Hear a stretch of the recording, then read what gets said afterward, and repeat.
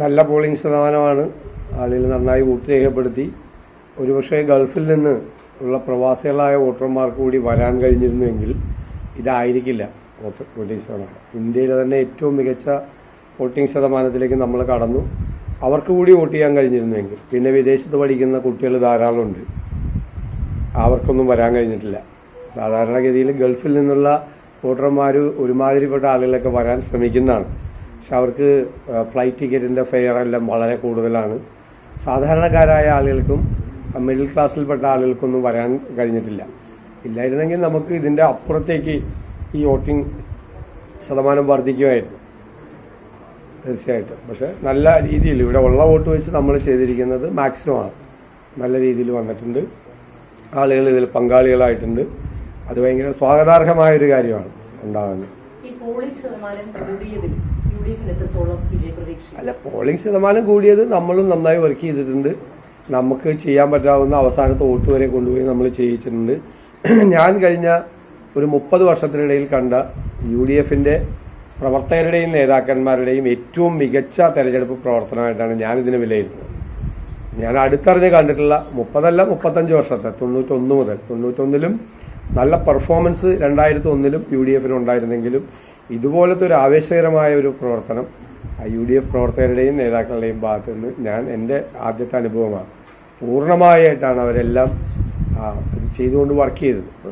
സ്വാഭാവികമായിട്ടും ഞങ്ങൾക്ക് തുടക്കം മുതലേ തന്നെ വിജയപ്രതീക്ഷയുണ്ട്. മാത്രമല്ല, കഴിഞ്ഞ 2005 മുതൽ ഞങ്ങളുടെ കൂടെ ഇല്ലാതിരുന്ന നിരവധി വിഭാഗങ്ങൾ UDFനും പിന്തുണ പ്രഖ്യാപിച്ചിട്ടുണ്ട്.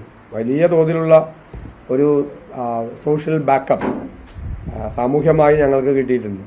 ദളിത് സംഘടനകൾ ഉൾപ്പെടെയുള്ള ഒരു വലിയ വിഭാഗം UDFനെ പിന്തുണച്ചിട്ടുണ്ട്. പിന്നോക്കം നിൽക്കുന്ന ജനവിഭാഗങ്ങൾ പിന്തുണച്ചിട്ടുണ്ട്. പിന്നെ പണ്ടെല്ലാം കോൺഗ്രസിൻ്റെയും UDFൻ്റെയും കൂടെ നിന്നിരുന്ന ധാരാളം ആളുകൾ ഇടയ്ക്ക് വെച്ച് പല കാരണങ്ങൾ കൊണ്ട് പിണങ്ങിപ്പോയവരും മാറിപ്പോയവരും എല്ലാം ശക്തമായി തിരിച്ചു വന്നിട്ടുണ്ട്. അതിനുവേണ്ടി ഞങ്ങൾ പ്രവർത്തിച്ചിട്ടുണ്ട് 5 കൊല്ലം, കഴിഞ്ഞ 5 കൊല്ലം. അതിൻ്റെ റിസൾട്ട് കൂടി ഉണ്ടായിട്ടുണ്ട് തീർച്ചയായിട്ടും. തുടക്കം മുതലേ പ്രതിപക്ഷ നേതാവ് പറയുന്നതാണ് 100 സീറ്റുകൾ. ഞാൻ അതിൻ്റെ ആത്മവിശ്വാസത്തിനൊരു രാഷ്ട്രീയമായ അടിത്തറയുണ്ട്. അത് പലർക്കും അത് മനസ്സിലായില്ല. നമ്മൾ വെറുതെ ഒരു നമ്പർ, ഒരു കൊട്ടക്കണക്ക് പറയുകയാണെന്നുള്ള രീതിയിലാണ്. ഞാൻ പറഞ്ഞല്ലോ, 2001 100 സീറ്റ് കിട്ടിയതാണ്. പിന്നെ 2005 മുതൽ ഒരുപാട് വിഭാഗങ്ങൾ UDFനെ വിട്ടുപോയിട്ടുണ്ട്. ഞാനതൊന്നും വിശദീകരിക്കുന്നില്ല. പക്ഷെ അവരെല്ലാം ഞങ്ങൾക്ക് തിരിച്ചു കൊണ്ടുവരാൻ ഞങ്ങൾക്ക് കഴിഞ്ഞിട്ടുണ്ട്. തിരിച്ചു കൊണ്ടുവരാൻ അതിൽ 90-95% പേരെ തിരിച്ചു കൊണ്ടുവന്ന ഒരു പൊളിറ്റിക്കൽ വർക്ക്, വളരെ സൈലന്റ് ആയിട്ടുള്ള ഒരു പൊളിറ്റിക്കൽ വർക്ക് ഞങ്ങൾ നടത്തിയിട്ടുണ്ട്. ഒന്ന്. രണ്ടാമത്തത്, നമ്മൾ എല്ലാ ബൈ ഇലക്ഷൻസിലും പാർലമെന്റ് ഇലക്ഷനിലും ലോക്കൽ ബോഡി ഇലക്ഷനിലും ഉണ്ടായ അത്യപൂർവമായ വിജയം, ഒരു കാലഘട്ടത്തിലും ഉണ്ടാകാത്ത വിജയം, ഇന്ത്യയിൽ ഒരു സംസ്ഥാനത്തും ഒരു പ്രതിപക്ഷത്തിനും അവകാശപ്പെടാൻ കഴിയാത്ത ഒരു വിജയമാണത്. പാർലമെന്റിൽ നമുക്കൊരു പല കാരണങ്ങളുണ്ട്. ഇപ്പോൾ രാഹുൽ ഗാന്ധിയെ പോലുള്ള ഒരാൾ ഇവിടെ വന്ന് മത്സരിക്കുന്നതിൻ്റെയൊക്കെ ഒരു വ്യത്യാസമുണ്ട്. പക്ഷേ കഴിഞ്ഞ പ്രാവശ്യത്തെ പാർലമെന്റ് ഇലക്ഷനിൽ UP അധികാരത്തിൽ വരും, രാഹുൽ ഗാന്ധി പ്രധാനമന്ത്രി ആകുമെന്നുള്ള സാഹചര്യം. ഇപ്രാവശ്യം അതല്ല. ഇവിടെ തെരഞ്ഞെടുപ്പ് നടക്കുന്ന ഘട്ടത്തിൽ 400-ലധികം സീറ്റുമായി മോഡി ഭരണകൂടം അധികാരത്തിൽ വരും എന്നുള്ള ഒരു ധാരണ നിൽക്കുമ്പോൾ പോലും നമുക്ക് ഇത്ര വലിയ വിജയം പാർലമെന്റിൽ ഉണ്ടാക്കാൻ കഴിയും. അത് സാധാരണ 19-ലുണ്ടായ വിജയത്തിൽ നിന്നും വ്യത്യസ്തമാണ്. ഞങ്ങൾ അങ്ങനെയാണ് വിലയിരുത്തുന്നത്. അപ്പോൾ ഈ തെരഞ്ഞെടുപ്പുകളിലെല്ലാം ഉണ്ടായ വിജയം നമ്മുടെ ഒരു വർക്കിൻ്റെ രീതി, ഇലക്ഷൻ വർക്കിൻ്റെ രീതി, അതിൻ്റെ അകത്തൊരു പ്രൊഫഷണലായിട്ടൊരു വർക്ക് ചെയ്ത രീതി, ചിട്ടയായിട്ടുള്ള വർക്ക് ചെയ്ത രീതി, ഏത് കേഡർ പാർട്ടിയെ പോലും തോൽപ്പിക്കാൻ കഴിയാവുന്ന തരത്തിലുള്ള സംഘടനാ മികവും തെരഞ്ഞെടുപ്പ് പ്രവർത്തനവും UDFന് ചെയ്യാൻ കഴിയുമെന്ന് തെളിയിച്ച തെരഞ്ഞെടുപ്പുകളാണ് ഇതെല്ലാം. അതിൻ്റെ റിസൾട്ടാണ്, അതിൻ്റെ കണ്ടിന്യൂവേഷനാണ്, അതിൻ്റെ തുടർച്ചയായിട്ടാണ് ഞാനതിനെ കാണുന്നത്. ഞാനതിനെ രാഷ്ട്രീയമായി വിലയിരുത്തലാണ്. ഞാൻ തന്നെ പ്രതിപക്ഷ നേതൃസ്ഥാനം ഏറ്റെടുത്ത സമയത്ത് ഞങ്ങൾ എല്ലാവരും ചേർന്ന് നടത്തിയ ഒരു പൊളിറ്റിക്കൽ അനാലിസിസ് ഉണ്ട്. എന്താണ് ഞങ്ങൾക്ക് കഴിഞ്ഞ 10-15 കൊല്ലക്കാലം സംഭവിച്ചത്? 2011 നേരിയ ഭൂരിപക്ഷത്തിൽ അധികാരത്തിൽ വന്ന് എന്താണ് സംഭവിച്ചത് എന്ന് ഞങ്ങൾ നന്നായി വിലയിരുത്തിയിട്ടുണ്ട്. ആ വിലയിരുത്തലിൻ്റെ അടിസ്ഥാനത്തിൽ നടത്തിയ ഒരു വളരെ നിശബ്ദമായിട്ടുള്ള ഒരു വർക്ക്, അതിൻ്റെ നമ്മൾ പറയില്ല, എൻ്റെ കൾമിനേഷൻ ആണെന്ന് പറയില്ല, എൻ്റെ അവസാന ആണ് ആ ലോക്കൽ ബോഡി തെരഞ്ഞെടുപ്പും അതിൻ്റെ തുടർച്ചയായിട്ടുണ്ടാകുന്ന ഈ തെരഞ്ഞെടുപ്പ്. അതാണ് നമ്മുടെ ഒരു അങ്ങനെ ഒരു കണക്കുകൂട്ടലിലേക്ക് നിങ്ങൾ പലരും വിചാരിച്ചിരിക്കുന്നത് ഇത് ഈ തെരഞ്ഞെടുപ്പ് കാലത്ത് നമ്മൾ ഇത്രയും വോട്ടിന് ജയിക്കും, ഇത്രയും സീറ്റ് കിട്ടും എന്ന് പറയുന്ന അതല്ലായിരുന്നു. ഞാൻ അങ്ങനെ പറയുന്ന ഒരാളല്ലല്ലോ. അങ്ങനെ പറയുന്ന ഒരാളല്ല, അങ്ങനെ പറയാൻ പാടില്ല. അങ്ങനെ പറഞ്ഞാൽ നമ്മുടെ വിശ്വാസ്യത പോവും. ഇതിന്റെ അടിസ്ഥാനത്തിലാണ് ഞാൻ പറഞ്ഞത്. എല്ലാ തെരഞ്ഞെടുപ്പുകളിലെയും പ്രവചനം നടത്തിയത് അത്ര അടിസ്ഥാനത്തിന്റെ പേരില്ല. വെറുതെ കൊട്ടക്കണക്ക് ഒരു തെരഞ്ഞെടുപ്പിലും പറഞ്ഞിട്ടുണ്ടോ? ഏതെങ്കിലും തെരഞ്ഞെടുപ്പ് പറഞ്ഞില്ല. ലോക്കൽ ബോഡിയിൽ ഞാൻ 4 കോർപ്പറേഷൻ കിട്ടുമെന്ന് പറഞ്ഞപ്പോൾ എന്നെ എല്ലാവരും കളിയാക്കുമായിരുന്നു. 4 കോർപ്പറേഷനോ UDF എന്ന് ചോദിച്ച് കളിയാക്കുമായിരുന്നു. പക്ഷെ കിട്ടിയല്ലോ 4 കോർപ്പറേഷൻ. 7 ജില്ലാ പഞ്ചായത്ത് വേണമെങ്കിൽ 8, 9 ജയിക്കാന്ന് പറയും. 8ാമത്തെ കാസർഗോഡ് 1 സീറ്റിനും 9ാമത്തെ തിരുവനന്തപുരത്ത് 2 സീറ്റുമാണ് പോയത്. അപ്പം അത് ആ കണക്കിന്റെ അടിത്തറ ഇതാണ്. പൊളിറ്റിക്കൽ അനാലിസിസാണ് നടത്തിയിട്ട് അതിന്റെ മീതെ നടത്തിയിരിക്കുന്ന ഒരു വർക്കാണ്. അല്ല, ഡീലെന്ന് ഞങ്ങൾ പുറത്ത് കൊണ്ടുവരാൻ കാര്യം എന്താ? ആ ഡീല് പൊളിക്കാൻ വേണ്ടിയിട്ടല്ലേ ഞങ്ങൾ ഡീൽ എന്ന് പറഞ്ഞത്. ഡീല് മുകളിലുള്ള നേതാക്കന്മാർ നടത്തിയ ഡീലാണ്. താഴെയുള്ള പ്രവർത്തകരത് പൊളിച്ചിട്ടുണ്ട് എന്നാണ് എൻ്റെ വിശ്വാസം. അതായിക്കോട്ടെ തന്നെ, അതൊക്കെ നമ്മൾ ഓരോ കാര്യത്തിൽ നമ്മൾ പറഞ്ഞ വാക്കുകൾ അവിടെ തന്നെ നിൽക്കുന്നുണ്ടല്ലോ. നിങ്ങളുടെയൊക്കെ ലൈബ്രറിയിൽ ഉണ്ടല്ലോ അത്. അങ്ങനത്തെ ഒരു സാഹചര്യം വന്ന് ഞാനത് ചെയ്തില്ലെങ്കിൽ നിങ്ങൾ അന്വേഷിച്ചാൽ പോരെ. ഇനി അത് എല്ലാ ദിവസവും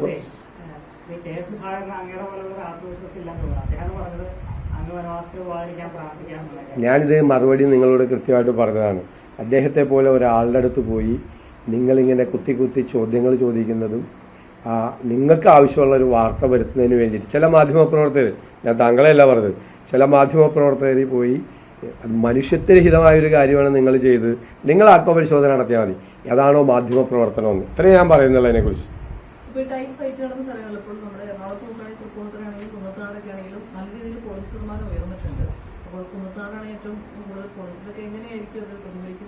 അല്ല, എറണാകുളം ജില്ലയിലും മലപ്പുറം ജില്ലയിലും പിന്നെ ഇടുക്കി, പത്തനംതിട്ട ഈ 4 ജില്ലകളിലും ഒരു ക്ലീൻ സ്വീപ്പ് UDFന് അനുകൂലമായി ഉണ്ടായാൽ അത്ഭുതപ്പെടാനില്ല. 4 ജില്ല എന്ന് വെച്ചാൽ 40 സീറ്റാണ്. 16ഉം 14ഉം 5ഉം 5ഉം 40 സീറ്റിൽ ഒരു ക്ലീൻ സ്വീപ്പ് ഈ 4 ജില്ലയിൽ UDFന് അനുകൂലമായി. ഞാൻ ബാക്കി ജില്ലയിലൊന്നും ഞാനത് അവകാശപ്പെടുന്നില്ല. 4 ജില്ലയിലും ബാക്കി ജില്ലയിൽ വയനാട് ഉണ്ടാവും. 43 സീറ്റിൽ 5 ജില്ലകളിൽ ക്ലീൻ സ്വീപ്പ് ഉണ്ടാവും എന്നാണ് ഞങ്ങളുടെ ഒരു പ്രതീക്ഷ. 43 സീറ്റ്. അവിടെ അത്രയും നല്ല പൊളിറ്റിക്കലായിട്ടുള്ള ബേസും സോഷ്യൽ ഇതും പിന്നെ ഇലക്ഷൻ വർക്കും ഒക്കെ ഞങ്ങൾ നന്നായി നടത്തി. ഞങ്ങൾ ടാർഗറ്റ് ചെയ്താണ് ഈ 5 ജില്ല. ടാർഗറ്റ് ചെയ്താണ് ആദ്യം തന്നെ ഈ 5 ജില്ലയിൽ മുഴുവൻ സീറ്റും പിടിക്കണം എന്നുള്ളൊരു ടാർഗറ്റ് ചെയ്തിട്ടുണ്ട്. അപ്പോൾ ഇപ്പോഴത്തെ പോളിംഗ് ശതമാനവും അവിടുത്തെ ഒരു വർക്കും എല്ലാം കൂടി അസസ് ചെയ്ത് ഈ 43 സീറ്റ് കിട്ടിയാലും എനിക്ക് അത്ഭുതം ഉണ്ടാവില്ല. ഈ മധ്യ കേരളത്തിലെ കണക്ക് നോക്കിക്കഴിഞ്ഞാൽ ആലപ്പുഴയിലൊക്കെ പോളിംഗ് ശതമാനം ഈ മറ്റതിൽ താരതമ്യം ചെയ്യുമ്പോൾ ഉയർന്നിട്ടില്ല. കോട്ടയത്തും ആ രീതിയിലേക്ക് ഉയർന്നിട്ടില്ല. അവിടെ നമ്മളിപ്പോൾ ഉദ്ദേശിച്ച രീതിയിലേക്ക് പ്രവർത്തിക്കുന്നു. നമ്മളുടെ വർക്ക് നടന്നിട്ടുണ്ട് അവിടെ. ആലപ്പുഴ ജില്ലയിൽ ഞങ്ങൾക്ക് കഴിഞ്ഞ പ്രാവശ്യം ഒരു സീറ്റ് ഉണ്ടായിരുന്നില്ല. അതായിരിക്കില്ലല്ലോ ഇപ്രാവശ്യം. ന്യൂനപക്ഷ വോട്ടുകളൊക്കെ അനുകൂലമായിട്ട് രേഖപ്പെടുത്തിയതില്ല. അല്ല, ഇതിൻ്റെ അകത്ത് ഇതൊരു പൊതുവായിട്ട് ട്രെൻഡാണ്. ഒന്ന് ഗവൺമെന്റിനെതിരായിട്ടുള്ളൊരു വികാരമുണ്ട്. അപ്പോൾ ആളുകൾക്കൊരു നിരാശയും മറ്റൊക്കെ ഉണ്ട്. വല്ലാത്ത ഒരു പ്രയാസവും ഒരു പ്രതിഷേധവും അമർഷവും ഒക്കെ ഉണ്ട്. അതിൻ്റെ കൂടെ സാധാരണ പതിവില്ലാത്ത തരത്തിൽ ഞങ്ങളൊരു ഹോപ്പ് കൂടി കൊടുത്തിട്ടുണ്ട്. ഞങ്ങളൊരു ഓൾട്ടർനേറ്റീവാണ്, ഞങ്ങളൊരു ബദലാണ്, ഇതിന് ഞങ്ങളൊരു മാറ്റം ഉണ്ടാക്കും, ഞങ്ങൾക്കതിന് കഴിയും എന്നുള്ളൊരു സംഭവം കൂടി കൊടുത്തിട്ടുണ്ട്. സാധാരണ അത് ചെയ്യാറില്ല, ഒരു പ്രതിപക്ഷം അത് ചെയ്തിട്ടില്ല. ഞങ്ങൾ വരുമ്പോൾ ആ സിറ്റുവേഷൻ ഇല്ലെങ്കിൽ ആളുകൾ ഇപ്പോൾ പറഞ്ഞു തുടങ്ങി എല്ലാവരും ഒരുപോലെയാണ് എന്ന് പറഞ്ഞു തുടങ്ങിയിരിക്കുന്ന ഒരു സാഹചര്യത്തിൽ നിന്ന് വ്യത്യസ്തമായി അവർ വന്നാൽ മാറ്റമുണ്ടാകും എന്നൊരു ചർച്ച അത് ഏറ്റവും കൂടുതൽ ചെറുപ്പക്കാരുടെ ഇടയിൽ ഞങ്ങൾക്കുണ്ടാക്കാൻ കഴിഞ്ഞിട്ടുണ്ട്.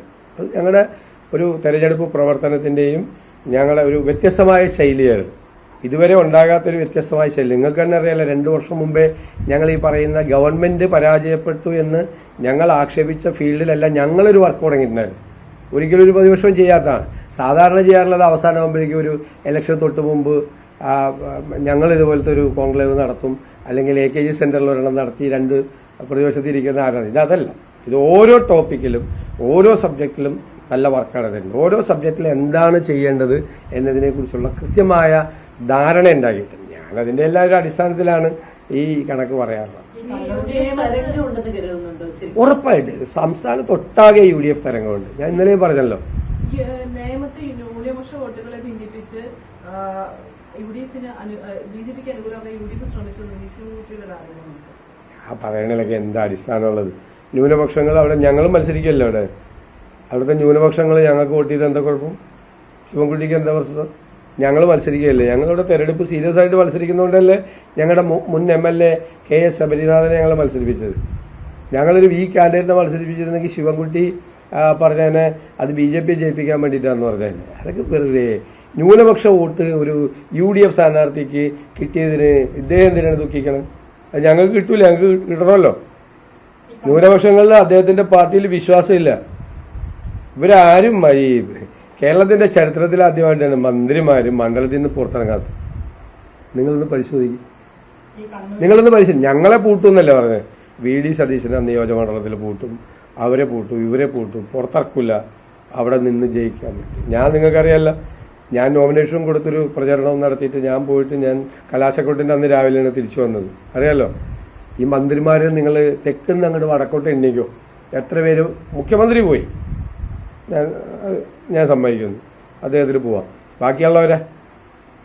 ബാക്കിയുള്ള വലിയ അവകാശവാദമൊക്കെ ഉന്നയിച്ച ഈ മന്ത്രിമാരുണ്ടല്ലോ, ഈ ശിവൻകുട്ടിയോടൊക്കെ സ്വന്തം മണ്ഡലത്തിന്റെ പുറത്തോട്ട് പോയിട്ടില്ല. ഇവരായി APCC പ്രസിഡന്റൊക്കെ ഒരുപാട് ജില്ലകളിൽ പര്യടനം നടത്തി, അതെ.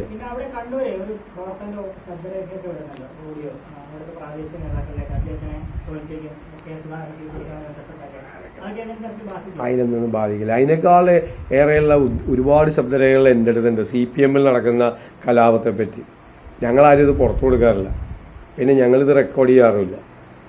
ഞാൻ നിങ്ങളോട് പറയാണ്, CPM-ൽ ഇപ്പോൾ നടക്കുന്ന കലാപത്തിന്റെ പുറകിൽ മുതിർന്ന നേതാക്കൾ എല്ലാവരും ഉണ്ട്. ഇത് കഴിയുമ്പോൾ കാണാം, റിസൾട്ട് കഴിയുമ്പോൾ കാണാം.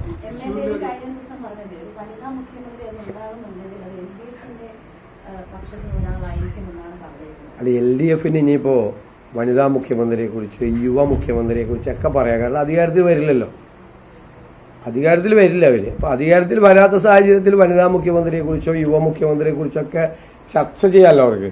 അവർ ശ്രീ പിണറായി വിജയന്റെ നേതൃത്വത്തിൽ അദ്ദേഹത്തിന് മുന്നിൽ നിർത്തിയിട്ടല്ലേ മത്സരിച്ചത്, അല്ലേ? 10,000 ബോർഡ് പിണറായി വിജയന്റെ പടം വെച്ചിട്ടല്ലേ അവർ മത്സരിച്ചത്, അല്ലേ? പിണറായി 3 എന്നല്ലേ അവർ പറഞ്ഞത്. അവരുടെ ക്യാമ്പയിനിൽ എല്ലാത്തിലും മൂന്നാം പിണറായി ഭരണം എന്നല്ലേ പറഞ്ഞത്. അപ്പം ഇപ്പോൾ വനിതാ മുഖ്യമന്ത്രിയെ കുറിച്ച് പറയണത് ഭരണം ഒരു കാരണവശാലും വരില്ല എന്ന് ഉറപ്പുള്ളതുകൊണ്ടല്ലേ. അല്ല, അത് ഞങ്ങൾക്ക് നല്ല അനുകൂലമായി. ഞാൻ ആദ്യമേ പറഞ്ഞല്ലോ, ഞങ്ങളുടെ ആളുകളൊക്കെ പെട്ടെന്ന് ഇതായി. കാരണം ഞങ്ങൾക്ക് വളരെ കുറച്ചേ ഉണ്ടായുള്ളൂ ബോർഡുകളൊക്കെ, സാമ്പത്തിക പ്രശ്നം ഉണ്ടായിരുന്നു. അപ്പോൾ എല്ലാവരും പെട്ടെന്ന് ഡൗൺ ആയി. അങ്ങനെയല്ല ഇലക്ഷൻ കാലത്ത് പ്രവർത്തകർ. അപ്പോൾ ഞാൻ പറഞ്ഞു സമാധാനിച്ചോ, അത് നമുക്ക് അനുകൂലമായി മാറുമെന്ന്. അമിതമായ പ്രചരണം അത് സർക്കാരിന്റെ കാശുകൊണ്ടാണ് നടത്തിയതെന്നുള്ള ബോധ്യം ജനങ്ങൾക്ക് മുഴുവനുണ്ട്. സർക്കാരിന്റെ പണമാണ് ഉപയോഗിച്ചത്. 6 മാസമായില്ല തുടങ്ങിയത്. ഏതെങ്കിലും ഒരു സർക്കാർ കേരളത്തിന്റെ ചരിത്രത്തിൽ ഇതുപോലെ സർക്കാർ പണം എടുത്തിട്ട് തെരഞ്ഞെടുപ്പ് പ്രചരണം നടത്തിയിട്ടുണ്ടോ? തെരഞ്ഞെടുപ്പിന് 6 മാസം മുമ്പേ തുടങ്ങിയ വർക്കാണ്, കോടികളാണ്. ഞാനുള്ള കംപ്ലീറ്റ് ഡീറ്റെയിൽസ് ഉണ്ട്, ഞാനൊരു കംപ്ലീറ്റ് ഡീറ്റെയിൽസ് എടുത്തു തരാം. ഫിനാൻസിൽ നിന്ന് ഓരോന്നോരോന്ന് പാസ്സാക്കി പോകുന്നത്. സോഷ്യൽ മീഡിയ ക്യാമ്പയിന് വരെ 15 കോടി കൊടുത്തേക്കുവാണ്. Social media campaign. ഗവൺമെന്റ് എവിടെയാണ് സോഷ്യൽ മീഡിയ ക്യാമ്പയിൻ നടത്തുന്നത്? ഗവൺമെന്റിന് വേണ്ടി സോഷ്യൽ മീഡിയ ക്യാമ്പയിൻ നടത്താൻ വെച്ചിരിക്കുന്ന ആളുകൾ മുഴുവൻ പാർട്ടിക്ക് വേണ്ടിയിട്ടാണ് അവിടെ വർക്ക് നടത്തുന്നത്. എന്നിട്ട് സർക്കാരിൽ നിന്ന് ബില്ല് കൊടുത്തേക്കാണ് 15 കോടി രൂപ. നമ്മുടെ പൈസയാണ്, നമ്മുടെ നികുതി പണമാണ്. ഇതുപോലെ മെഷീനറി മിസ്യൂസ് ചെയ്ത ഒരു കാലം കേരളത്തിൽ ഉണ്ടായിട്ടില്ല. മറ്റ് സ്റ്റേറ്റിലൊക്കെ കാണുമല്ലോ, കേരളത്തിൽ ഉണ്ടായിട്ടില്ല.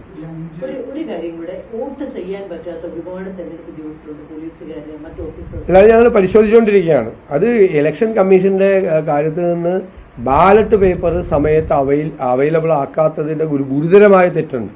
ഞാനത് ഇലക്ഷൻ കമ്മീഷൻ എഴുതിയിട്ടുണ്ട്. ഇവിടുത്തെ ഇലക്ട്രൽ ഓഫീസറായിട്ട് നേരിട്ട് സംസാരിച്ചു, അദ്ദേഹത്തിന് കത്തും കൊടുത്തിട്ടുണ്ട്. സാധാരണ ഇത് കൃത്യമായിട്ട് പോസ്റ്റലോട്ട് കിട്ടി കറക്റ്റായിട്ട് ഇലക്ഷൻ മുമ്പ് ഇത് ചെയ്യുന്ന, ഇത് ഫെസിലിറ്റേഷൻ സെന്ററിൽ ചെന്ന് ഇപ്പോൾ പറവൂരിൽ നിന്നുള്ള ഒരു അധ്യാപിക, അവർക്ക് പോളിംഗ് ഡ്യൂട്ടി വൈപ്പിനിലാണ്. വൈപ്പിനിലെ ഫെസിലിറ്റേഷൻ സെന്റർ ഫോർട്ട് കൊച്ചിയിലാണ്. അവർ പറവൂരിൽ നിന്ന് ഫോർട്ട് കൊച്ചിയിൽ 3 പ്രാവശ്യം പോയി. 3 പ്രാവശ്യം അവിടെ ബാലറ്റ് പേപ്പർ ഉണ്ടായിരുന്നില്ല. 1-ന് 8-ന് എത്ര പേര് പോവും അങ്ങനെ ബാലറ്റ് അന്വേഷിച്ചിട്ട്? അപ്പം അതൊരു തെരഞ്ഞെടുപ്പ് എല്ലാവരും വോട്ട് ചെയ്യണമെന്ന് തെരഞ്ഞെടുപ്പ് കമ്മീഷൻ ക്യാമ്പയിൻ നടത്തിയിട്ട് കാര്യമില്ല. സിനിമാ താരങ്ങളെ കൊണ്ടൊന്നും മറ്റു തണ്ണും എല്ലാവരും, അതൊക്കെ നല്ലതാണ്. പക്ഷേ അതേ അവസരത്തിൽ അവർ ഈ പോളിംഗ് ഡ്യൂട്ടിയിലുണ്ടായിരുന്ന ഉദ്യോഗസ്ഥർക്ക് വോട്ട് ചെയ്യാനുള്ള ഒരവസരം കൺഫ്യൂഷൻ ഉണ്ടാക്കി ഉറപ്പായിട്ട്. ഇനിയിപ്പോൾ നോക്കട്ടെ എത്ര ശതമാനം പേര് വോട്ട് ചെയ്തിട്ട് നമ്മളൊന്ന് ചെക്ക് ചെയ്ത് നോക്കാം. സ്പെഷ്യൽ പോലീസ് ഓഫീസേഴ്സിനൊന്നും ചെയ്യാൻ പറ്റിയിട്ടില്ല. ഈ NCC cadets special police officers ആയിട്ട് എടുക്കുന്നതൊന്നും ചെയ്യാൻ പറ്റില്ല. വലിയ ബുദ്ധിമുട്ടാണ്. അവരൊക്കെ 18 വയസ്സ് കഴിഞ്ഞ കുട്ടികൾ ധാരാളമായിട്ടുണ്ട്. ഞാൻ തന്നെ എൻ്റെ നിയോജനത്തിൽ നേരിട്ട് ഇടപെട്ടിട്ടാണ് പലർക്കും ഉള്ളത് കിട്ടിയത്. വലിയ ബുദ്ധിമുട്ടായിരുന്നു. ഞാനൊരു സാധ്യതയും കാണുന്നില്ല. ആദ്യത്തെ എൻ്റെ ഒരു അസസ്മെന്റ് ഇനി വരട്ടെ. പിന്നല്ലേ എല്ലാ നിയോജകമണ്ഡലങ്ങളിൽ നിന്നുള്ള റിപ്പോർട്ടുകളൊക്കെ വരുന്നത് ഇന്ന് നാളെ ആയിട്ടല്ലേ വരും. അത് കഴിഞ്ഞിട്ട് പറയാം. ഇതുവരെയല്ല നമ്മുടെ ഒരു അസസ്മെന്റിൽ അങ്ങനെ ഒരു സാധ്യത കുറവാണ്. എവിടെയാണ്? ഞാൻ അറിഞ്ഞില്ലല്ലോ. ആണോ? ഞാൻ അറിഞ്ഞില്ല. എൻ്റെ ശ്രദ്ധയിൽപ്പെട്ടില്ല. അവിടെ അങ്ങനെ കള്ളവോട്ട് നടക്കാൻ സാധ്യതയുള്ള സ്ഥലമല്ല. കാരണം സാധാരണ എല്ലായിടത്തും കള്ളവോട്ട് നടക്കുന്ന CPM അല്ലേ. പറവൂരിലൊന്നും അങ്ങനെ കള്ളവോട്ട് നടത്താൻ അവിടെയൊക്കെ ഇരിക്കുന്ന നമ്മുടെ ബൂത്തിലെ ഏജന്റിനൊക്കെ ആര് വന്നാലും തിരിച്ചറിയാവുന്ന ഏജന്റുമാരാണ്. സാധാരണ CPM ആണ് കള്ളവോട്ട് നടത്തുന്നത്. പറവൂരൊന്നും അങ്ങനെ CPM-നെ കള്ളവോട്ട് നടത്താൻ സാധിക്കും. കോൺഗ്രസ് ഉള്ള വോട്ട് കൊണ്ടുപോയി ചെയ്യിപ്പിക്കാൻ നോക്കാം. ആരെവിടെ? ഞങ്ങളവിടെ വലിയ മാർജിനിൽ ജയിക്കും. കുന്നത്തനാട് ഞങ്ങൾ LDF-ൽ നിന്ന് ആ സീറ്റ് പിടിച്ചെടുക്കും. വലിയ മാർജിൻ. ഞാനാ പറഞ്ഞത്, നിങ്ങൾ എഴുതി വെച്ചു. വലിയ മാർജിനിൽ നിന്ന് പിടിച്ചെടുക്കും. അവർ ഈ BJP-യുടെ പുറകെ പോയി കഴിഞ്ഞപ്പോൾ അവരുടെ കൂടെ ഉണ്ടായിരുന്ന 75% വർക്കേഴ്സ് കോൺഗ്രസ്സുകാരും ഉണ്ടായിരുന്നു. അവരുടെ കൂടെ അനുഭാവികൾ ഉണ്ടായിരുന്നു. അവരുടെ കൂടെ പോയവരൊക്കെ തിരിച്ചു വന്ന് ഞങ്ങൾക്ക് വോട്ട് ചെയ്യണം. അവരുടെ പരിതാപകരമായ 3-ാം സ്ഥാനത്തായിരിക്കും അവർ 2020 അവിടെ. പരിതാപകരമായ 3-ാം സ്ഥാനത്ത്.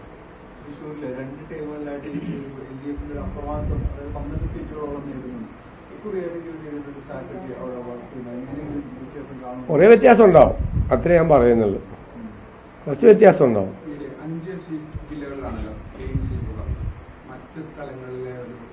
അത് വേണ്ട, അത് വരട്ടെ, നമുക്ക് പറയാം. ഞാനിത് പറഞ്ഞതാണ്, ബാക്കി പറയാം. നമുക്ക് എല്ലായിടത്തു നിന്നുള്ള മുഴുവൻ റിപ്പോർട്ടുകളൊക്കെ ഒന്ന് വരട്ടെ. എല്ലാം അത് CPM-ന്റെ മറ്റേ ഇത് നടത്തുന്ന ആളുകളുടെ ഇടയിൽ ചർച്ച ചെയ്തിട്ടുണ്ട്. അല്ലാതെ ഒരു ചർച്ച ചെയ്തിട്ടില്ല. അത് ചർച്ചയാക്കാൻ വേണ്ടി ശ്രമിച്ചു. കാരണം ഒന്നുമില്ല, പ്രതിരോധിക്കാൻ. രക്തസാക്ഷി ഫണ്ട് തട്ടിപ്പ് നടത്തിയത് പ്രതിരോധിക്കാൻ വിഷയമില്ലാതെ ശബരിമല തട്ടിപ്പും വലിയ കൊള്ള നിൽക്കുകയല്ലേ. ശബരിമലയിലെ കൊള്ളയും മറ്റേ രക്തസാക്ഷി ഫണ്ടും ഇങ്ങനെ നിൽക്കുകയല്ലേ. അതിനായുള്ള വിഷയമുള്ളത്. മറ്റിതിലൊന്നും ഒരു രൂപയുടെ പോലും ക്രമക്കേടില്ലാന്ന് ബാങ്കിന്റെ അക്കൗണ്ട് ഷീറ്റ് കൊടുത്തു കഴിഞ്ഞപ്പോൾ ക്ലിയർ ആയത്. എല്ലാ ദിവസവും പുള്ളിയോട് ചോദിക്കാൻ പറഞ്ഞേക്ക് എന്നോട് വന്നിട്ട് 25 പ്രാവശ്യം ഇത് വന്നിട്ട്. അത് നിങ്ങൾക്ക് ആവശ്യമുള്ള മറുപടി എൻ്റെ നിന്ന് കിട്ടില്ലല്ലോ. കൈരളിയിൽ ലീഡ് കൊടുക്കാനുള്ള മറുപടി എൻ്റെ നിന്ന് കിട്ടി. കഴിഞ്ഞില്ലേ മോനെ, ഇലക്ഷനൊക്കെ കഴിഞ്ഞില്ലേ. ഞാൻ അവിടെ വിളിച്ചു പറ, എല്ലാ ദിവസവും വന്ന് ഞാൻ ഇതേ ചോദ്യം ചോദിക്കുമ്പോൾ എൻ്റെ സഹപ്രവർത്തകർക്ക് പോലും എന്നോട് ഒരു സഹതാപം തോന്നുവാണ്. എന്നോടൊന്ന് അവിടെ ആ ബ്യൂറോയിലോ അല്ലെങ്കിൽ മുകളിലത്തെ സ്ഥലത്തോ മോനൊന്ന് വിളിച്ചു പറ. എല്ലാ ദിവസവും കഴിഞ്ഞ് 25 ദിവസവും വന്നിട്ട് പ്രതിപക്ഷ നേതാവിനെ കാണുമ്പോൾ ഇതേ ചോദ്യം ചോദിക്കണം. ഇതേ ചോദ്യം ആവർത്തിച്ച് ചോദിക്കുമ്പോൾ എന്നോട് എൻ്റെ സഹപ്രവർത്തകർക്ക് വരെ വില കുറവ് തോന്നുന്നു എന്ന് മോനൊന്ന് വിളിച്ചു പറ. അവിടെയൊക്കെ നല്ല മാർജിനിൽ ചെയ്യും.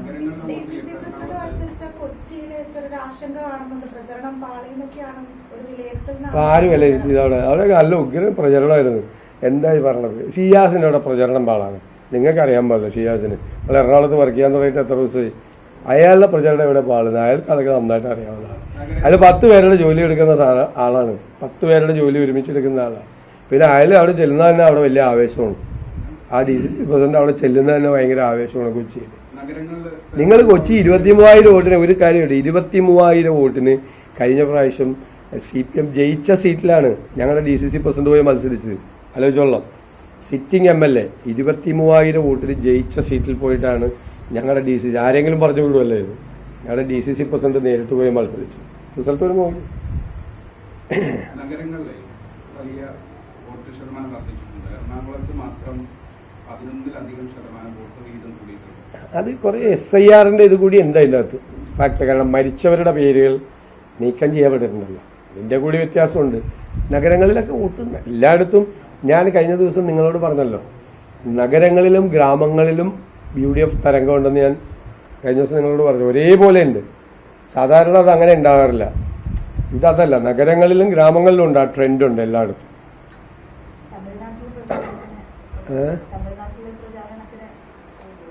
പോണം. ക്ഷീണമൊക്കെ ഒന്ന് മാറുന്നു.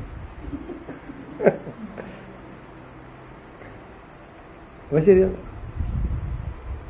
ഇനി 4-ാം തീയതി കഴിഞ്ഞിട്ട് കാണാം. 4-ാം തീയതി കാണാം.